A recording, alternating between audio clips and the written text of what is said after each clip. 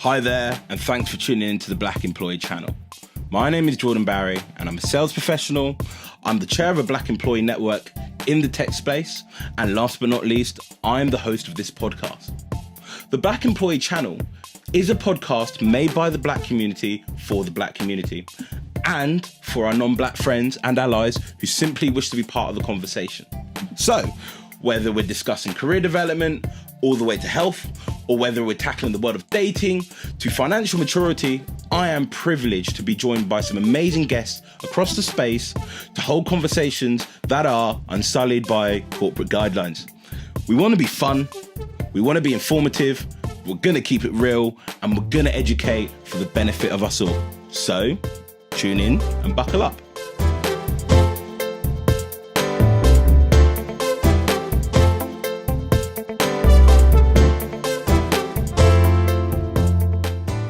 Good day, ladies and gentlemen, brothers and sisters. Welcome to another edition of the Black Employee channel. Today, I'm joined by some amazing guests from the Facebook Employee Resource Group. And today we are tackling the topic of dating. Yes, that's right. Dating within the Black community. And I've got to be honest, I am already fully gassed for this conversation because I am joined by Fadzai and Andre. A warm welcome to you both. So far, they have kept me cracking, and I hope to share some of the conversations that we've had with all of you listeners. So, Faz, Andre, why don't you give yourself an introduction? Let everyone know who you are.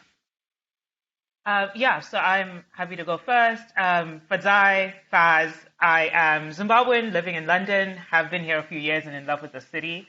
I'm from the Black Employee Network Group, Resource Group at Facebook. Hi, my name is Andre. I am an East Londoner born and bred, and I'm also from the same resource group. Awesome. Well, I am repping East Berkshire, so it doesn't quite have the same ring. But as you can probably see, it's a Friday that we're recording this, and we thought, because of the topic and, because of the kind of social environment, we've all got drinks. So we are all enjoying it. There is no better way to talk about dating whilst under mild intoxication. I am favouring the dead man's fingers. This is not me trying to get an endorsement. But if they do come across, please. Look,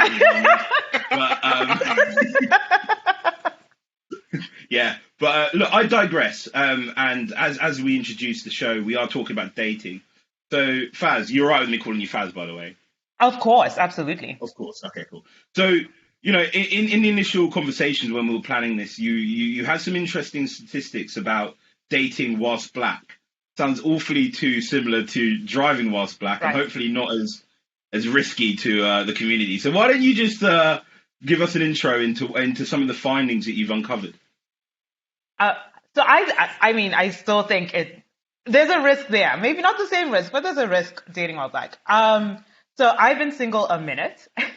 And like all things that I spend way too much time on, I did like a ton of reading around what it means to be Black on dating sites.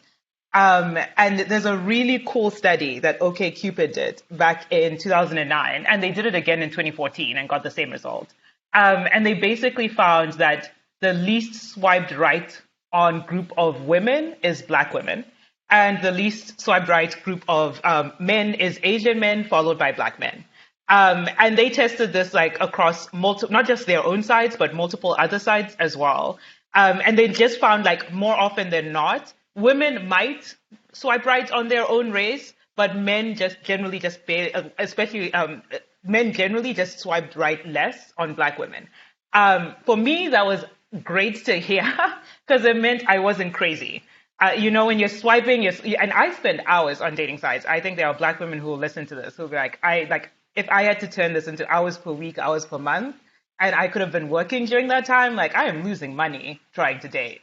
Just gonna say that. And so I spend hours trying to do that, and you're sitting there and you're like, why is this not working? And then to read that study in 2014, and you're just like, oh my God, this isn't me. There is like a real problem trying to be a dating woman on almost any site because you're just considered the least desirable group, which is crazy. You're just considered the least desirable group across multiple different races. So that's why I got super interested in it. And if you ask anyone at work, I think I spend so much time just reading about what it means to date online. I mean, equally, if you asked my colleagues, how often I spend on dating sites, they'd also say probably too long. I'm pretty. I have no bias. I swipe right to anyone.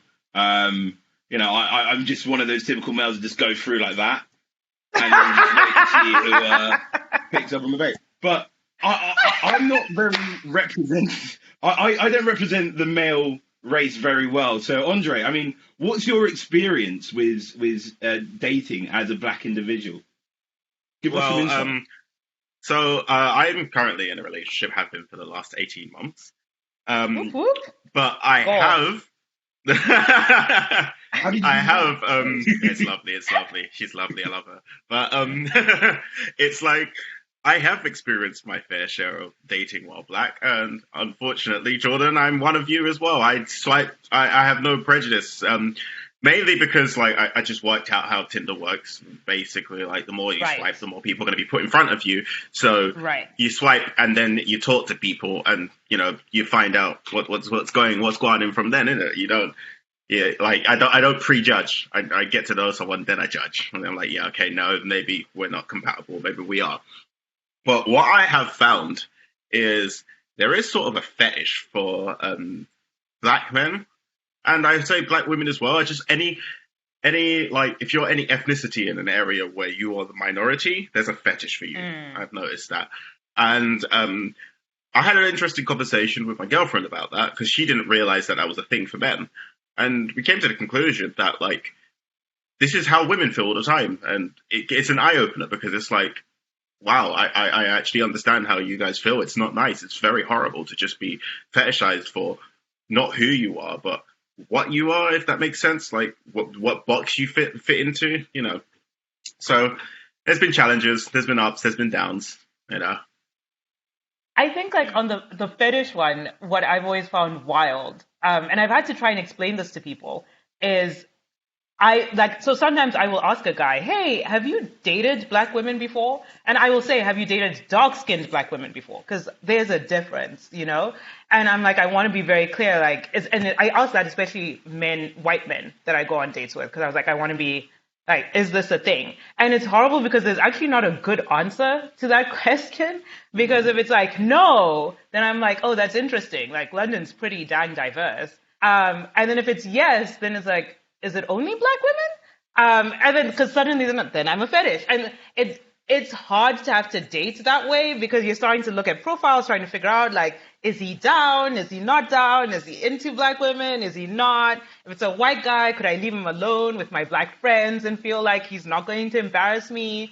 And it's constant questions when you start to think about fetishes. I had one guy who I think he made a comment about my braids. And I remember looking at him, I'm like, that's a weird comment. And then he was like, oh, no, I know a ton about braids. My ex-girlfriend was Jamaican. And I'm like, and he was a white Irish guy. I was like, oh. And then I'm trying to figure out, I'm like, are all your ex-girlfriends black? Like, when you're trying to figure out, I'm like, how do I ask this question without sounding like I'm being inappropriate? And then I've had other people who be like, oh, no, I've definitely dated black women. I had a Ugandan girlfriend once. And I'm like, that is just like saying you have a black friend. And this is already too much. So yeah, I feel you on the fetish piece. I love how you're holding your face right now because it's just like it's like they feel the need that they have to justify themselves. Yes. I like your people as well. It's like, God, if you have to say that, then there's an inherent problem. There is a big problem. If you feel the need that you have to say that, if you see me as different to you, then there's a problem. We're all the same. We're all humans. If you have to classify us differently and have to, justify, like you said, oh, I've got a black friend. Like, nah, please exit my vicinity. Yeah, this is really interesting, this conversation. For me, and I vowed I wasn't going to weigh in because we're talking about dating, but how you describe, please. It's a discussion, bro. Fine. It's a discussion, I'm coming out. I'm telling it how it is. So the fetishes, first of all, actually, Andre, I think if there were more men in the world like us who just swiped on everything, it would be a better place, right? We can agree. But you know, I kind of see that now. And I think I was oblivious to it. So I've typically, so let's say Tinder, you've matched with someone and there is a fetish, you know, in the element that they've matched with me because they see my profile and they're expecting me to be something. So, you know, Right. most of the time in my area, they're expecting me to be this urban bad boy. And I'm painfully middle class to the extent I think the only thing criminal that I've done is possibly forgetting to pay my tax bill. That's about it. But they kind of look at you and like, oh, you're black, you have this element to you, we want you to be this person. And now I'm starting to think about it. I'm like, having a fetish is a big problem because I'm like, I don't know what you're trying to profile me as, but I'm not that person. Like, you know, I work for a tech company. Painfully middle class. Yeah. I love that. It's like, I'm not your top boy experience. I am not your top boy experience. You're not getting That's what that is. That's a t-shirt. You know, I getting am the not top your of the top boy class experience. You know, Yeah. I'm not top boy. I'm top of the class every year in my school. So there's a difference, right? So, Right. Oh God, I feel like this man. has just been partial counselling for me. I mean, this is a really interesting topic. It is a thing, right? Like the more you date, the more you start to look back on things that you did or things that happened to you where you're like, oh, actually that was kind of problematic. Like I didn't realize that was problematic at the time, but that was kind of problematic. And you don't, because I don't think I realized, and Andre and I were talking about this.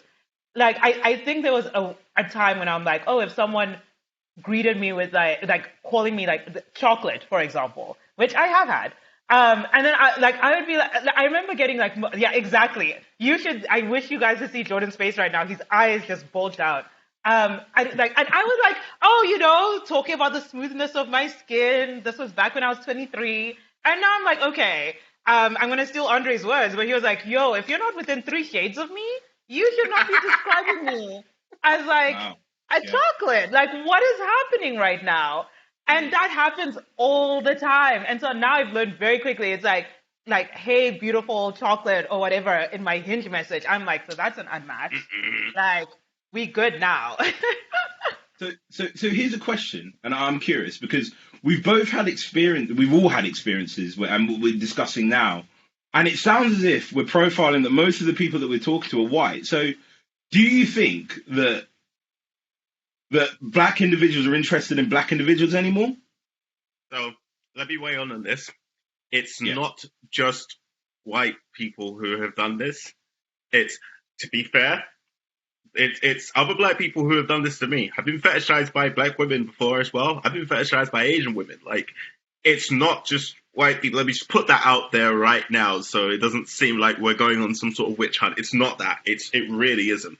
It's like, there's just some bad people out there, right? There's just some people who just don't know how to behave themselves outside of their house and inside their house as well. But, you know, that's all it is. It's like, I don't know what it is, but there is... people just don't think. I've realized that they don't think. A lot of people don't think before things come out of their mouth. And I think people need to do a lot more thinking before they start speaking. So I would agree, because I don't think it's just as simple as just like, it's this way or that way. I think, because I don't think there can be a homogenous experience, right? So like even within the black community, dating being darker skinned versus lighter skinned, dating being plus size versus not plus size, like even across that, like we just have to admit that there's gonna be a difference. So there's that piece, but there's also the fact that if the statistics say that men of color, and obviously we're having a heterosexual conversation right now, like black men on queer websites have the worst experiences. And they're just like, we never get messaged compared to any other group. And that's like on places like Grindr. But if we're talking like in terms of straight experiences, if the stats say, oh, black men and black women are the least swiped on, then we have to say out loud, that means black men and black women are not swiping on other black men and black women. Like, that's what it is. So like when I swipe right on a black man, I mean, there's no such thing as a guarantee, but I have no guarantee that black men are swiping right on me. And that's just where we are. So I think about this a lot because I'm gonna wow, I've never admitted this out loud. I primarily date black men, like primarily, and I still get this trash in my apps. And then you have moments where I'm like, should I not be dating just black men? Like, should I be like expanding this pool? Like, am I doing a disservice by focusing primarily on this group? So yeah, the experience isn't. Andre's right. The aim isn't to just call out one group. It's not great. Like just generally. Interesting. Of course, that was a devil advocate question. I was asking that just to see the response. I mean, you have to Yeah. just, to You have make to. sure that, I mean, from my point of view, I'm an equal opportunity dater. Anyone who's silly enough to say yes to go on a date with me, I Right. should go on a date with them. That's all I'm saying. Like, This you is know, what I it is. think, It's like- I think, this is why I was the swipe everyone kind of thing, because like when I was doing it, I was trying to remove the whole physical attraction barrier and then see if we got along as people first, because like people can make you can make your pictures look all sorts, right? You can look all sorts. Like I've been catfished before. It's happened, isn't it? Like you can look all sorts. You rely on the physical attraction, you are in for disappointment. Let me just put that there to you now on online dating. So you've got to, kick up a rapport. Like, for example, with me and my girlfriend, I met my girlfriend off of Tinder. And, like, I swiped on her because we listened to the same kind of music. And the conversations we were having was about the same kind of music. And, like, we built a rapport on that first. And then it turned into a date. So, like, we had lots of conversations beforehand. And I feel like people need to do that. You need to get along on a level that's not purely physical first before anything else. Otherwise, you're in for some trouble, innit? yeah. So what's your shared taste of music? She likes ska music. And I like a bit of ska, but also reggae because I was brought up on it. Okay. So she was showing me some, like, ska bands, like newer stuff, and I was showing her some old classic reggae. And, it just bounced off like that. Big ups. So I assume you're still not on Tinder. So now you've got a girlfriend, right? Oh, no, I got rid of it straight away, man. I don't need that no more. Would I need Tinder on my phone anymore? Nah. Well, that's just taking up space. You know what? This rolls in quite well to a conversation that, there's a stigma that black men cheat, and we were having the conversation that black men don't cheat. Like, let's be real. Like, Andre, what's your view on that? As a happy man in a relationship that don't need no Tinder. You see, there's no point in cheating. Cheating introduces so much nonsense into your life. If you're not happy, leave, fam. Just leave, please. Do everybody a favor and get the hell out of there. Like, don't stay somewhere you're unhappy. Do it for you. Do it for them. Like, you know what? I want to extend this. It's not just black men. Men don't cheat. Boys cheat, innit? Men don't cheat. Men know what we are here for. Like, that's what it is. It's a maturity level because, like, if you don't want to be there, a man will be like, all right, I don't want to be here no more. I'm not feeling you anymore. So I'm going to take my stuff and go. I'm not going to, go and get my piece on the side and come back home and try and get my piece here. And like, nah, man. Nah, that's what boys do. I like this framing. This is, and I know, like, everyone laughs when I say this, but if y'all could just take that to the men's conference and let them know, like, yo, anyone who's cheating here, get out. We don't have cheaters here. That's a boys thing. This is a men's conference. I'm here for this aspirational sentence. I'm here for this aspirational sentence of, like, this shit doesn't happen. I'm here for it. Sounds like Andre's the chairman of the Black Men Don't Cheat Association. Nah, and can I be deputy chair? Can I go for that? Yeah, that's fine. You can be deputy chair. It's something that we actually need to start. Can I make you the face, and I can just be, put like heading it in the background? I can make you the face on all the posters. I wouldn't make you the face of anything.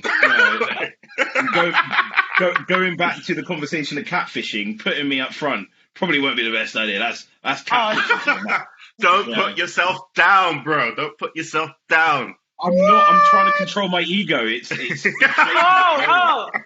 the self-regulation thing. You know what? I'm okay with that. You should do that. I'm okay with that. I'm okay with that. We can rock with that. Yeah, how it goes. But I mean, so we've just taken the first part of the show to talk about the dating experience, but we've recently gone through a pandemic, some kind of demdemic. I don't know what to call it anymore, but COVID, which made dating a lot more difficult and different to many ways. And I think that if this happened 15 years ago, it would be a lot more challenging. But with the advancements of technology and how people communicate, it seems a lot easier. So I'd like to hear from both of your points of view because Andre, your point of view is being in a relationship during COVID, and Faz, yours is trying to find a relationship during COVID, and mine was just trying to stay alive during COVID. So just walk me through. Just walk me through your experience of how it's been during this current 6 months. Is it 6, 7 months? I don't know. It seems like we've been in it for 6 years, but talk us through it. Yeah. Okay, I can go first. So I definitely, given how, everyone in my circle knows, given how I was like, I've said to my ancestors, a boyfriend is materializing in 2020. So pandemic or no pandemic, this is happening. I think had this happened 15, 20 years ago, it would have been awful. Because I was literally being kept sane by like Zoom phone calls from friends and WhatsApp calls from my family. And then dating just basically turned from like cocktail clubs to telephone and video calls. And it was interesting to watch all of these apps suddenly change their formats to recognizing like people are at home. The unfortunate thing with dating during COVID is you get two groups of people. You get people like myself who are still like, I'm out here looking for something serious. And you get people who are bored. And I'm like, I'm just going to download all the apps and see what's happening because I have nowhere to go. Jordan! I was guilty. I was guilty. Nah. I had every possible dating site, and I'm just like, you know what? What am I gonna do? I can't go out and drink. Can't go to a bar. I'm just gonna sit home and entertain myself by annoying others that had the misfortune of matching with me. It's the fortune. So correct. many. Yeah, fortune. You're a good-looking man, Jordan. I know you feel like you have a face for radio, but I feel like you're a good-looking man. I have a face for Hollywood. I don't know. I'm there we go. There we go. Ego control. There we go. It's like I thought it back before, but now, that ego's coming out, and it's like a little bit. Shall I retract it? It's that dead man's finger. Like that's what's coming through. Like, I got a few sips now. I'm here. The spirit of Cornwall is speaking through you. Yeah, so for those who don't know, I thought this was a very exotic rum. I thought, it's from the Caribbean, it's from Cornwall. It's even got a postcode. I know this place. It's Let's carry on with the conversation and get my misfortune. Yeah, so I did a ton of telephone and video calls actually.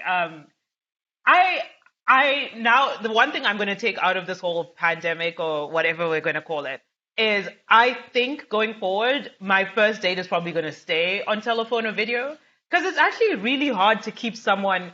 It's easy to be distracted in a cocktail club, right? Like you can talk about the music, the mood, the drinks, the people walking past. On a telephone call, it's just you and that person. And I'm sitting there, I'm like, okay, so keep me entertained for the next hour. Go.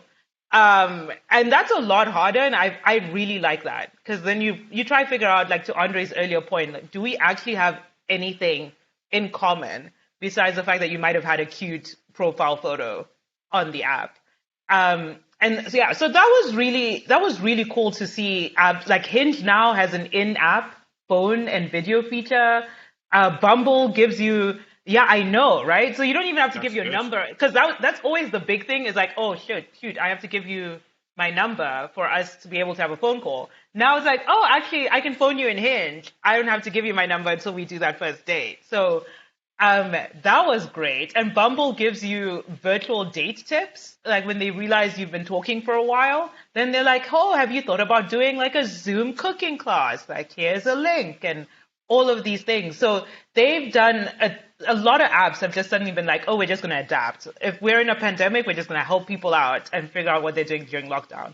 So I've really found, I've gone on days, still single, cough to anyone listening. But I've at the very least, I've enjoyed how easy it's gotten to be able to sit down and be like, okay, this means that people had to sit and give thought to what it's like to try and date while you're in a pandemic and sitting at home.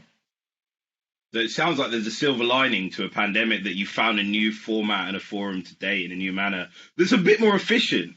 And Right? you've now introduced me to a new one I didn't hear of, Hinge. Apparently I need to download that. That must be where all my perfect matches are, because everywhere else they're not. But What are you dating on, Jordan? Like, now I'm interested. You're not on Hinge? no. Are you still on Okay, Tinder? admit it. I've used Tinder, and I use Plenty of Fish. And that's it. So apparently I'm missing out on a whole new world of things. So thank you for the You're introduction. missing out on so many. Fine. All right. Okay.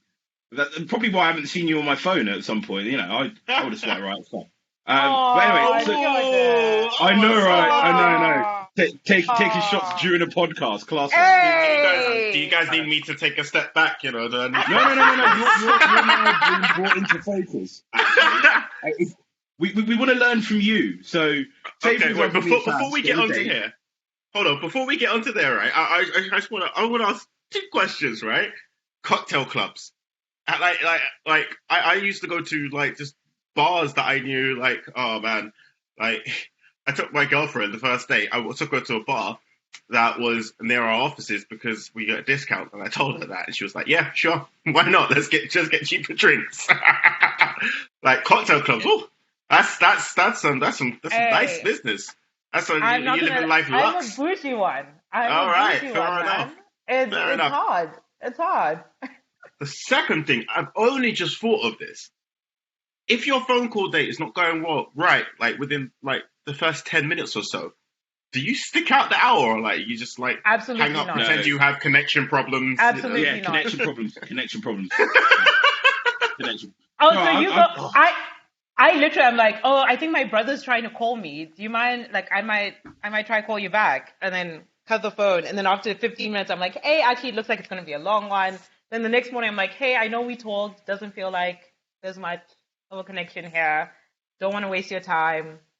So I think thanks so much. you lot are nicer than me because I'm very apathetic, so I'm not an empath at all. I'm the complete opposite of an empath, right? I understand other people's feelings, I just don't care, which is unfortunate for everyone else. It's the truth. Like me and my girlfriend have had to navigate around this whole world of stuff. She's made me a lot better as well. She also understands that it's not that I don't want to care, I just don't know how. Because like it's just not how my brain's logical. It is not emotional. So I've been on dates where I'd be like, yeah, this is not working. See you later. And like, I'm not gonna lie. I like that. I like that's hella efficient. It's actually very stressful trying to come up with a good lie. It's really stressful. I just tell them, nah, it's not happening. Not happening. It's not working. Bye. I don't tell them why because I don't think I want to hurt them like that. So I just leave. So you know, I'm not here to pick at someone. Yeah. So this is where I expose myself. The best excuse for leaving a date I've had. Yes. Being classy, I went to Wagamama's. I know, right? That's like a typical first date. They have good margaritas. Hey, at least I didn't know that. All I know is a katsu curry and like a beer. That's like the extent of my knowledge of their menu. I don't explore when I go there. I go there because I'm like, I know what I want. I'm ordering it.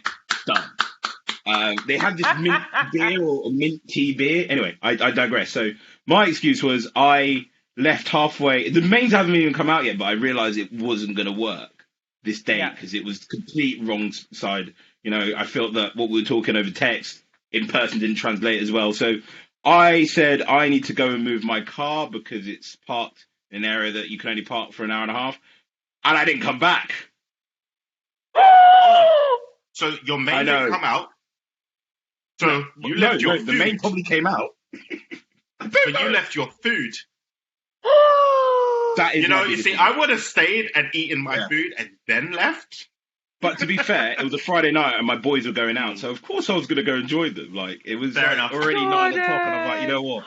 Look, This is really going to ruin my date, my opportunity of grabbing a date now, because this is very public. But you know what? I'm brave enough. I've learned from my mistakes. Had you paid for your meal? Did she have to pay for it? Oh no, he's So thinking. Andre, Andre,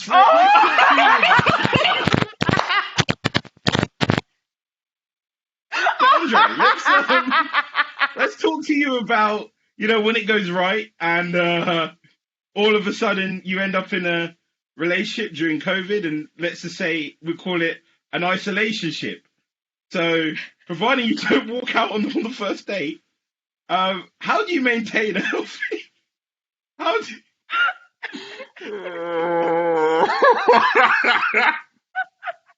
I know.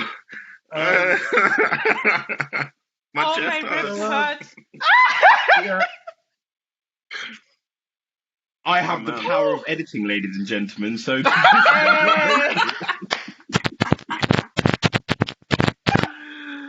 Oh my god. Okay. But look, let's stay on track. I'd like to state that's staying in. That is staying in.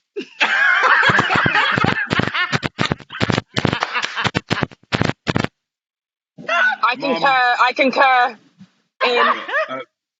Just a personal note, Mum, grandkids, don't get too optimistic about them. I think I've just ruined my chance of ever dating. I'm sorry. But look, let's just stay on track. Let's stay on track, right? Okay. So as I was trying to divert the conversation towards, say for example, that date went well with me and I didn't walk out, and we ended up in a relationship, and we then had to face lockdown. So I call it an isolationship. So talk to us about your experiences and how you managed that. Okay. So at this point we'd been together almost a year anyway, and lockdown happened the day after her birthday. So I went up to hers in Hertfordshire. I brought cake and everything. I made her a cake. I said I'd bake her a cake for her birthday. She wanted a specific kind of cake. So I just had to figure out how to make a specific kind of cake. I made basically a giant Jaffa cake. It was amazing. It was the bomb. I enjoyed it. But yeah, so we came back to my house afterwards. She drove us back. And then the lockdown happened. And we had to make a decision then and there, because it was like, does she go back now? Because she was living with her family at the time. Does she go back there, or does she stay with me? And we made the decision for us to stay with me, because I had to move at the end of May because my tenancy weren't protected. We already arranged to move. Me and my housemate already arranged to move out. So we bunkered in. We were in a forced bunker. It was nice. It was fun. Thing is, you learn a lot more about yourself and your partner when you you haven't made the conscious decision to move in, where it's just happened. Yeah. Even when you do move in, you learn a lot more about them. But yeah, it has ups, it has downs. It's all about managing expectations and also about allowing each other to have space as well. That's what we learned really helped. In a small flat, she'd go out for a walk or I go out for a walk. We both go out for a walk, to be in a different space, be in a bigger space, not being in each other's faces all the time as well. Because when you're in someone's face all the time, you're going to argue no matter what. Something is eventually going to fuck, and then you're going to argue. If you have siblings, you understand. This is just how it is. Living with other people, it creates that problem, especially when there's not enough space for each person to, have their own, let their own chakras stay by themselves for once and not mingle with other people. I'm a house hermit. I like being by myself. So I struggled a lot, but made it through. And then afterwards, we experienced the non-bunker part as well, because I couldn't find a flat. So I had to go stay at my mum's. She couldn't come with me because my mum had recently contracted COVID. So my mum was isolating within the house. She made the decision to go back to her family. And we had to find a way to make it work with us being very far away from each other and lockdown happening. So lockdown started to ease around that time, and people could go out and mingle with each other's social bubbles. So we started having dates out in the park where we'd have a picnic on every other Saturday. We would maintain our social distances. We'd be able to sit together on a blanket that was big enough for us to, not be too close, and have a bit of intimacy, a bit more intimacy than just being over the phone or a video call, because there's a lot that gets lost in translation when, you're not there with the other person. So I feel like that helped bridge the gap a bit. And now I've got my own place. Lockdown it's not as bad anymore, even though we're probably going to head to a second lockdown. But she's a key worker. She has to go into work. So she comes to mine on the weekdays and goes back on the weekends so that she can get into work, because it's easier for her, because she lives in Hertfordshire and I live just outside London. So it's a lot easier for her. So it's a new dynamic. We're still figuring this one out as well, because it's like we spend a lot of time together, but then because she's going into work and I'm working from home, we spend a lot of time together, but we're tired and we can't bother to do anything. So it's like we're spending time together, but not spending time together at the same time. So we're still trying to, find a way to balance it out properly, so we have our space and then also can enjoy our time together. So it's been a long road. We're figuring things out. If I can give one piece of advice to anybody in a relationship, if you consider it serious and you're going through ups and downs because of lockdown, just write it out, bear with it, talk to each other, find a way of communicating how you actually feel and them communicating how they actually feel. Like, you got to make the communication work. Like, it's taken us a bit. We're getting there, but like you got to make the communication work. If you find it like it's important to you and you think this is the fabled one, just give it time. It's a difficult situation. It's not normal, the situation that we're all in. So don't take it as if it's a normal situation and you're in a normal relationship, because no, you're in a COVID relationship now. It's new territory. And I appreciate that that advice, because in the imminent or the potential second wave and the second lockdown, I'm well prepared now. So thank you for that advice. So yes, I'm now open to dating because I've got the right advice. But what was interesting was the key worker element. It's one of the things where when you look at the Black community, there's going to be a lot of key workers who are going to be dealing with this. So you sharing that insight, I hope, has helped remedy and cure, kind of the challenges that other people are facing. So I really appreciate that. On a serious note, be patient with them. I would say be patient with them, because the whole world gets to work from home and they have to go in. So be patient with them. They're going to be frustrated. Like, they might snap at you a few times. Just understand it's not because it's not what you're doing. It's not because of you. It's because it's. Stuff's difficult, man. It's hard. It's hard out there right now. So, you haven't lived with me. They're probably snapping at me for me. It's usually not because it's difficult. I'm just a nightmare to live with. So I'll take that advice as a pinch of salt. I mean, to be fair, so am I. I'm a nightmare to deal with all the time. Like, I don't even know why she's still with me half the time. I'm annoying as hell. Oh, Andre, this is so cute. So taking it off script, and here's an interesting one. So you mentioned that you've been together for a year, and then you had the bunker versus non-bunker moment and living together. When you start dating someone and going out, how long should it be until you decide we're ready to move in together? Do you think there's such thing as moving in too soon or waiting too long? There is such thing as moving in too soon and waiting in too long, but it's not about time. It's about how your relationship develops. People always try and put a time on these things. Thank you. When is it okay to get married? When is it okay to get, have kids? There's no set time. It's when you guys are ready in it. It's when you're ready still. Like, when you're both ready for it. When you both decide, this is what we want to do. Not one of you wants to do this and the other one says, yeah, okay. No, it's what you both want to do. When you both want to make that decision, that's when it's cool. Men, don't be afraid to say you're not interested in moving in together, you're not interested in doing these together, because if you do these things reluctantly, it's going to cause problems for your life and for their life. Honesty is key. Always. And the same for women as well. If a man's pressuring you, even with the L word, if someone says I love you, you can say thanks, You don't have to say I love you back. You say thanks. Well, let me refill my drink. Damn, this is getting carry on. I love that. I love that so much, because I think probably the most difficult thing about people's like me who spend so much time thinking about dating is that you do start to think about, oh, is there a right time to meet someone? Oh, is there a right time to decide to have a conversation about a relationship? Oh, is there a right time for us to talk about being exclusive?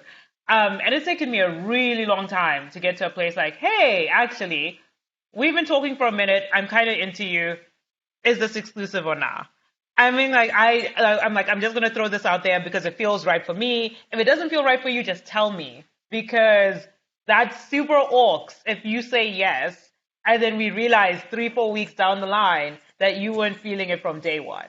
Because then we could have slowed stuff down. Like, there's no reason for it to be a deal breaker. I think people are so scared that not saying I love you back, or not saying I want to move in with you, or not saying I want this to be exclusive. If I don't say this, I'm going to lose this other person. So let me just lie and say it. And that's not true. Like, if the other person's into you, they'll just be like, cool, let's slow this down. Let's take it from 100 to 80. And we'll get there at our own pace when we're both ready. And the older you get, the more you're sort of like, I just need you to be clear. Like, the more clear you are, the better I can gauge how this works. But there are so many people who just don't want to admit, I'm not ready for this. I'm not ready for that. And it's fine if you're not, but it's wild, the people who just don't want to say it out loud. So I love that, Andre. Thank you. I love that so much. And as well as a counter to that as well, if you're the one dropping the L-bomb and saying all this, that, and the other, don't be disappointed when if the other person is not on that same level. Because if they're still there, it's still there, isn't it? Like, if they've left, then yeah, cool. Like, all right, fair enough. Then that person weren't for you. Your love weren't meant for them. And just like, firm it, fam. Firm it. It's cool. Life goes on. But if they don't say it and they're still there, you know, it means that they could potentially see themselves getting there. Just have patience. Right. Well, since I'm on my second glass, I thought I might weigh in. Hey, come through. From my perspective, I think there is such thing as moving in with someone too early. So I wouldn't move in with a girlfriend too early because, you know, I don't think my wife will be happy about it.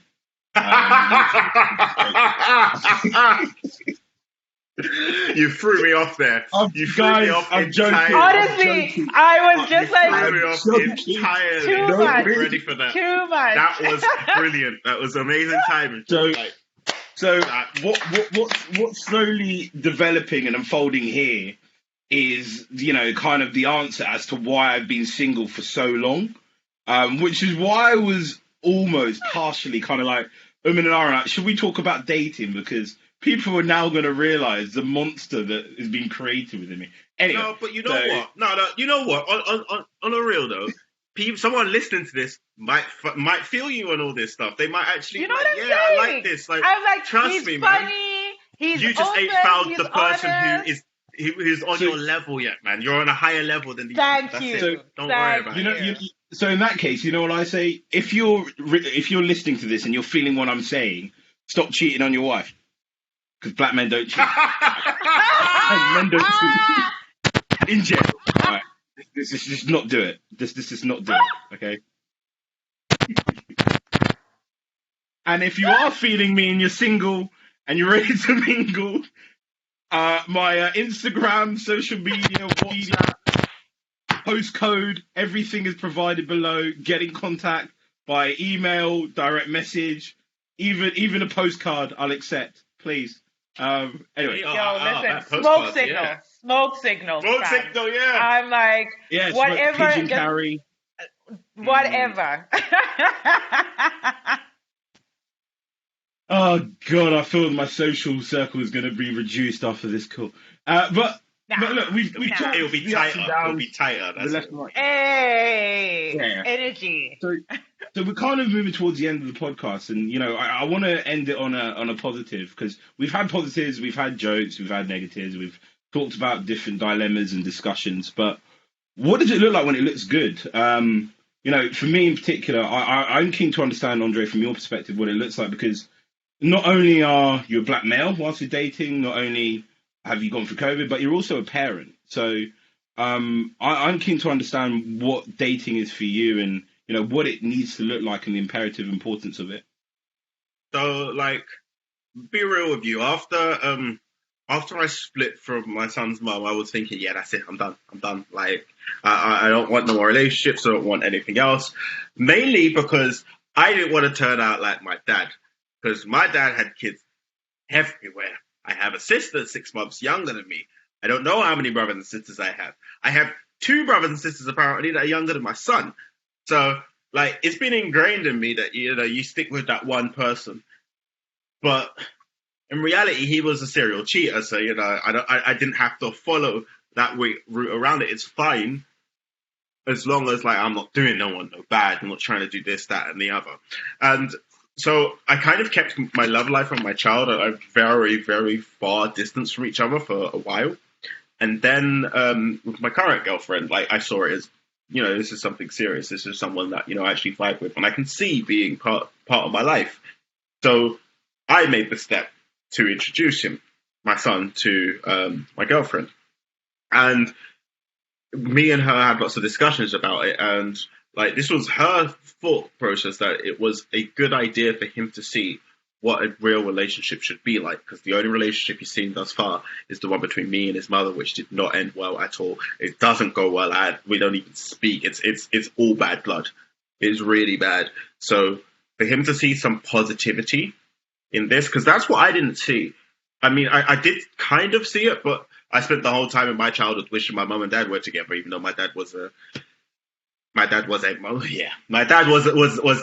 was a boy. He wasn't a man, he was a boy. All right. The Rolling Stone. He was Papa was a Rolling Stone. Papa was a Rolling Stone, yeah. So like, I had my stepdad who was there as well, but I didn't see that as my family unit as much, like, because when you're a child, you just want your dad, you want your mum, you want your parents. Like, I've realized my son is different. My son understands. He's too intelligent for his own good. Really, really intelligent. Like, I got stories upon stories, but that's for another time, innit?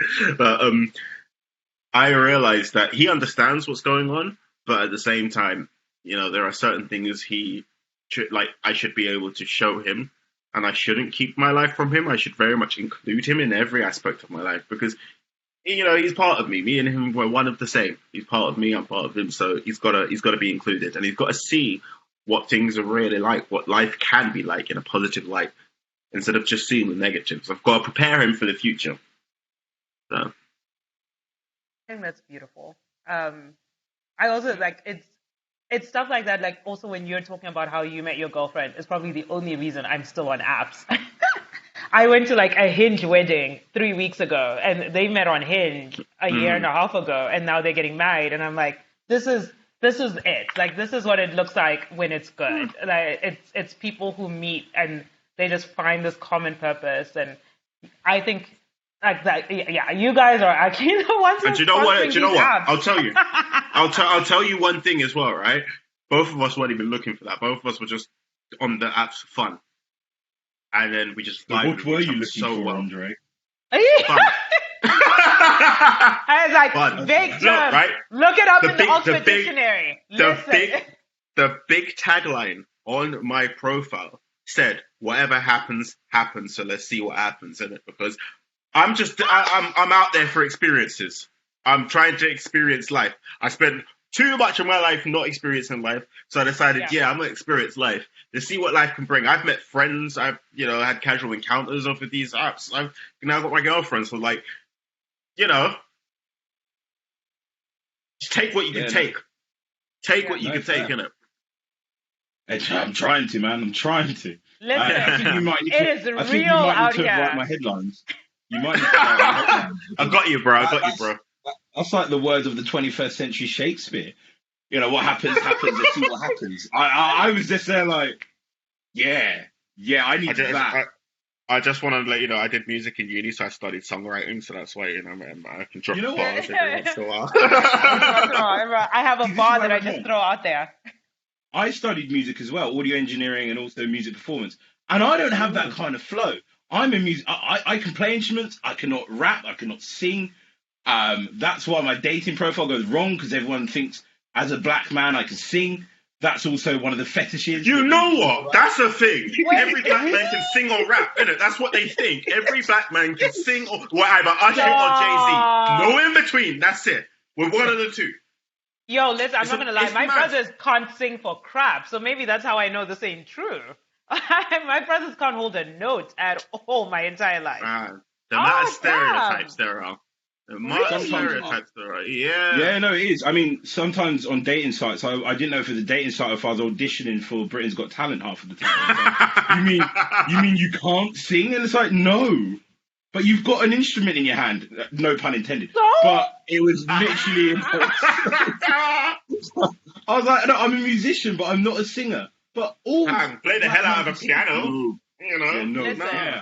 yeah, I could play it. I am not but- your top boy experience.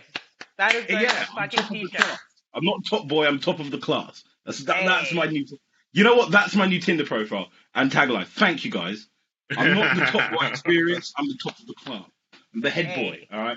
But no, I mean, going back to Andre, I think you sharing your experience dating as a parent, for me, is great insight because there's a fact that I like to put across that's not always monitored, but it's safe to say in this modern day, dating over 25 is hard to find someone who is single without children.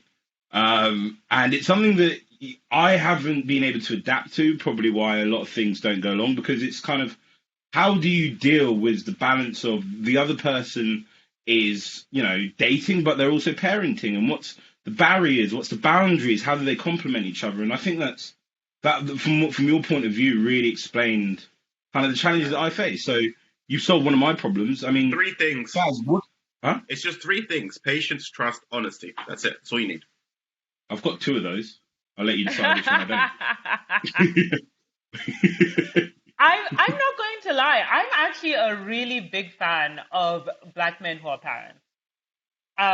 Because there's a certain softness that comes with having to be a parent. Because suddenly you're not just this person who's like rolling through the world. It's like I have to make decisions for an entire other human being. This means I need to think about my life, my career, who's in my life, who I introduce to my kid.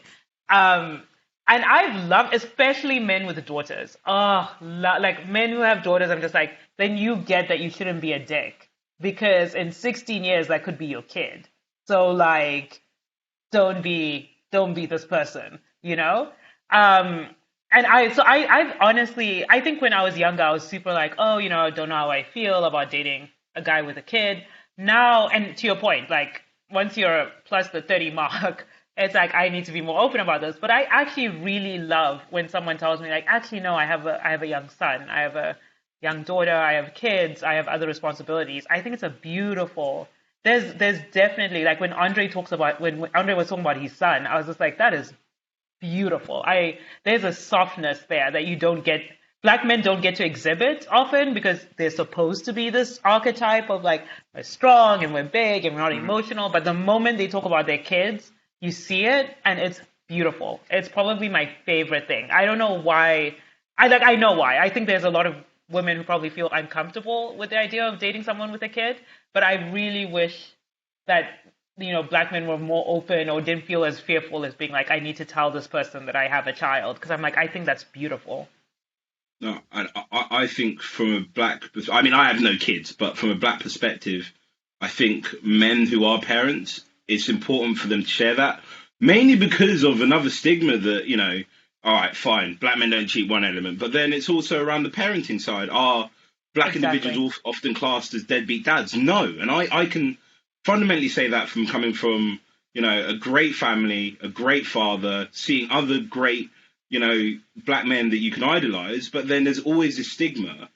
And sometimes it does come through dating. They're not telling you the truth, neglecting the other side to date. So I think it's really important that, people are open and transparent and show that they are a good father, because, of course, that's what you look for when you're dating as well. You're looking for someone, as much as you're looking for, as Andre termed it, fun, you also potentially look for someone to be the other half of the parenting, kind of partnership. So you do want someone who's demonstrating good values there as well. Yeah. I've learned a lot. Yeah. I've also drank a lot. That's a good Friday. That sounds like the best of Fridays. That's what it sounds it's like. Very good Friday. I mean, guys, we're coming up to the end of the conversation, and for me, this has been great, and it's been so insightful. I've learned a stupid amount of things from the both of you. So once again, guys, I really appreciate you joining. Closing statements. What if you were to give just general advice and just to summarize the conversation? 3 points that you wanted to give to people listening about how to successfully date in the Black community. What advice would you give to individuals? Who wants to start it off? Okay. So mine will be, in as much as I don't know if I've been successful, don't give up on dating if you're looking for something serious. I think it can feel like a lot, and when you need to take a break, take a break. But if you decide like, actually, I want to do this, I want to find someone, and I would say just keep looking. Be honest, be authentic, make sure that it's clear, like these are my values, this is where it's at. If you're not online, like, get out of the way so my blessing can come through the door. So just hold on to that at all costs. Okay. My 3 bits of advice probably be yourself. No one else, just be you. Second piece is don't compromise on things you're not comfortable compromising on. So that wraps in with be yourself. And have fun in it. Hey. Also, life is to be enjoyed. Yeah. It's not always that deep. Sometimes you just have fun in it. Like, yeah, it is what it is. Yeah. And I think on that note, the only thing I can add to that is, and my advice is, if you're dating, don't forget to pay before you walk out on the individual, because that's paramount. Don't leave them to foot the bill, because people talk and their stories could be shared, and next thing you know, you're on a date with someone who recognizes you by name and stature. So there you go. I've learned that today. And on that note, guys, thank you for joining, and for the listeners and viewers out there, thank you for joining into another episode. Thank you, Jordan. Oh, you're welcome. You got too much out of me this episode, honestly. I would say that I'm saying nothing. I'm not exposing myself. I'm staying on the low. I'm just gonna prod for questions and answers. And now look at me. My whole life is out there. People know who I am. I've got to move country to successfully date on Tinder now, because everyone's going to see me and be like, yo, Tinder is 2012. 2012. You're about to move on to Hinge, fam. We're moving forward. Okay, point 2 of advice. Explore different dating sites, apparently. There we go.